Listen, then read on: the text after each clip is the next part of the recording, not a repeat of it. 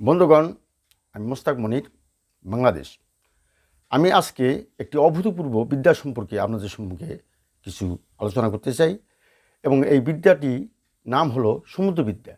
সমুদ্রবিদ্যা বলতে যে সাগরকে বোঝায় না, এখানে সমুদ্রবিদ্যা বলতে একটি ভিন্নতর একটা বিদ্যা সম্পর্কে আমি আপনাদের সম্মুখে উপস্থাপন করব। তার আগে আমি আপনাদেরকে অনুরোধ করব যে এই সমুদ্রবিদ্যা সম্পর্কিত একটা বিরল তথ্য পাওয়ার জন্য আপনারা প্রথম থেকে শেষ পর্যন্ত শুনবেন এবং আমার এই চ্যানেলটি আপনি সাবস্ক্রাইব করে রাখবেন এবং বেল আইকনটি আপনি ওপেন করে রাখবেন, যাতে পরবর্তী লেকচারগুলো আপনারা পেতে পারেন। আর যদি আমার লেকচারটি আপনাদের ভালো লাগে তাহলে একটু লাইক দিয়ে। সমুদ্রবিদ্যাকে বিদ্যা বলতে আসলে মানব দেহের মধ্যে যে বিভিন্ন অঙ্গ প্রত্যঙ্গ আছে, অসংখ্য অঙ্গ প্রত্যঙ্গ রয়েছে। এই প্রত্যেকটি অঙ্গ প্রত্যঙ্গের এক একটা মিনিং আছে, এক একটা অর্থ আছে। আমাদের দেহের ভিতরে যে সমস্ত অঙ্গ প্রত্যঙ্গ রয়েছে, এই সমস্ত অঙ্গ প্রত্যঙ্গ এক একজন দেহের অঙ্গ প্রত্যঙ্গ এক এক রকমের। এই জন্য এটার নাম দেওয়া হয়েছে সমুদ্রবিদ্যা। কাজেই এটা একটা বিশাল একটা বিদ্যা, কাজেই এটা একদিনে বলে শেষ করা যাবে না এবং এটা সম্পর্কে বছরের পর বছর বলেও শেষ করা যাবে না। তবে আমি অল্প কথায় অর্থাৎ সংক্ষেপে আপনাদের সম্মুখে এই বিদ্যার যে একটা কি বলে মিনিংটা, অর্থটা, এটা আপনাদের সম্মুখে আজকে আমি উপস্থাপন করব। আর সেটা হলো এই যে, যেমন মনে করেন যে আমরা মানুষ আশরাফুল মাখলুকাত সৃষ্টির সর্বশ্রেষ্ঠ জীব। আমাদের দেহের ভিতরে প্রত্যেকটি অঙ্গের এক একটি অর্থ রয়েছে এবং এক একজন মানুষের অঙ্গ এক এক রকমের। যেমন মনে করেন, আমি চুল থেকে শুরু করি। কারো চুল কোঁকড়ানো, এটার একটা অর্থ আছে। কারো চুল সমান্তরাল, এটার একটা অর্থ আছে। কারো চুল খাড়া খাড়া চুল, এটার একটা অর্থ আছে। এক একটা চুলের ধরনের এক এক ধরনের অর্থ রয়েছে। এবং মনে করেন যে চুলের পরে আসেন আপনি কপাল। কারো কপাল প্রশস্ত, এটার একটা অর্থ আছে। কারো কপালটা একটু ছোট সাইজের, এর একটা অর্থ আছে। কারো কপাল স্বাভাবিক, এটার একটা অর্থ আছে। এরপরে আপনি আসেন ভ্রু। কারো আছে জোড়া ভ্রু, দুইটা ভ্রু একের সঙ্গে সংলগ্ন, এটার কিন্তু একটা অর্থ আছে। কারো ভ্রু দেখা যায় যে ছাড়া ছাড়া, এটার একটা অর্থ আছে। কারো ভ্রু দেখা যায় যে মোটা, ধনুকের মতো বাঁকানো, এটার একটা অর্থ আছে।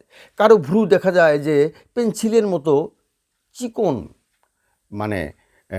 মানে আঁকানো মনে হয়, এটার একটা আলাদা একটা অর্থ আছে। প্রত্যেকটা ভ্রুর বিভিন্ন ডিজাইনের বিভিন্ন অর্থ আছে এবং সেই অর্থগুলো যে গভীর, যে তাত্ত্বিক অর্থ, এটি হলো সমুদ্রবিদ্যা। এ সম্পর্কে আমি বিস্তারিত পরবর্তীতে আমি আলোচনা করব।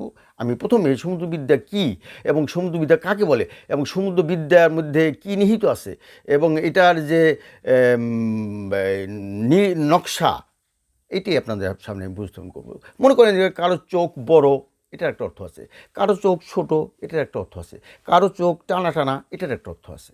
তারপরে আসেন নাক। কারো নাক দেখা যায় যে একটু বোসা টাইপের, এটার একটা অর্থ আছে। কারো নাক দেখা যায় যে বাঁশির মতো, এটার একটা অর্থ আছে। কারো নাক দেখা যায় যে একেবারে সুন্দর ধনুকের মতো এবং বাঁশির মতো, এটার একটা আলাদা একটা অর্থ আছে। কারণ নাকের যে ছিদ্রগুলো বড় বড়, এটার একটা অর্থ আছে।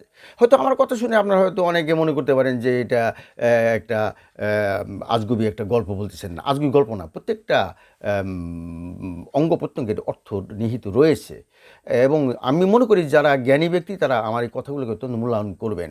তারপর দেখেন আপনি কানের বিষয়টা দেখেন। যারও এই যে ছোট কানের একটা অর্থ আছে, তারপরে কুলার মতো প্রশস্ত কানের একটা অর্থ আছে, হাতির কানের মতো যে কান, বড় বড় কানগুলা, এগুলা কানের একটা অর্থ আছে।